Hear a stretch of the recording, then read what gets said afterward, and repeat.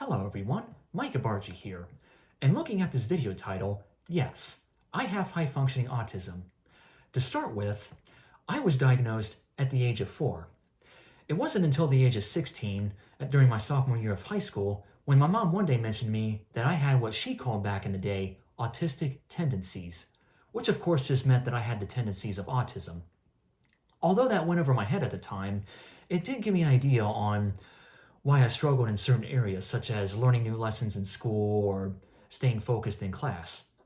It wasn't until the age of 21, during my third year of college, when I found out my real diagnosis being high-functioning autism and the real factors that I had regarding impairment in social skills and enjoying routine or whatever.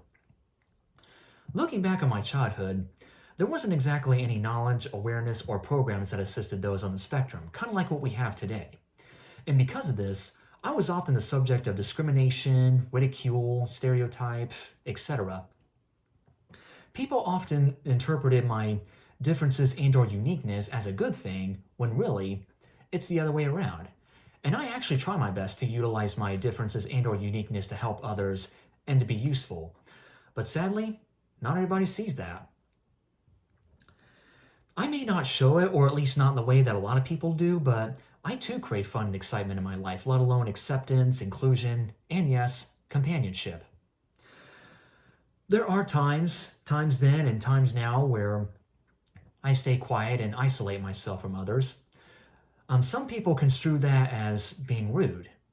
I actually do all that to be cautious. First of all, something else I struggle with is knowing or understanding what others are thinking or feeling. Therefore, I do not know or cannot predict how others are going to react to me if I say or do something to them. I'm asking myself, are they going to reciprocate to me kindly or not? It's anybody's guess. Secondly, a lot of us know that not everybody has good intentions in this world, so I do want to be careful not to get mixed up with the wrong crowd.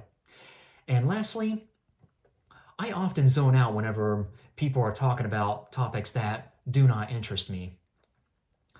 Another topic I would like to address is that I often get frustrated whenever I don't know or understand something, or if people do not understand me as somebody with autism.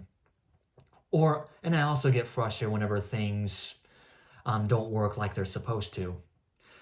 And another struggle I face is reading body language, facial expressions, and voice tones. And because of this, I have a hard time reading things like humor and sarcasm.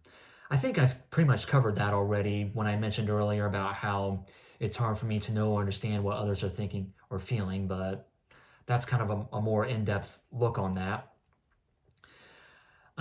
Because of all this, I do take things to face value. So, for example, say somebody comments on something I said or did. Although they sound angry, they're really just joking around.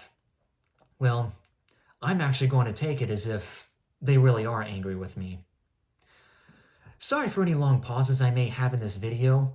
There are a number of topics I do want to cover for this video, but they don't always come to my mind as fast as I'd like them to. So please bear with me here as I try to collect my thoughts here, especially since this is all improvised. But one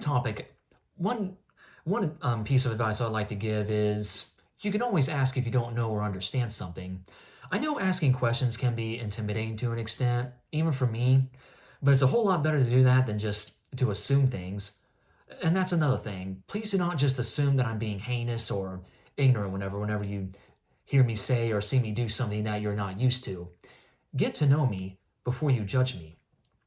It's okay to be misunderstood, but please, don't jump to conclusions. Don't be so quick to judge. Like I mentioned earlier, if you're not sure of something, all you got to do is ask. I think I've covered pretty much just about everything. I feel like there's more to talk about, but they're just not coming to my mind as fast as I would like them to, kind of like what I mentioned a little bit ago. But anyway, help is available. You just got to look in the right places. There's plenty of resources out there that will educate you on these topics and how to cope with them.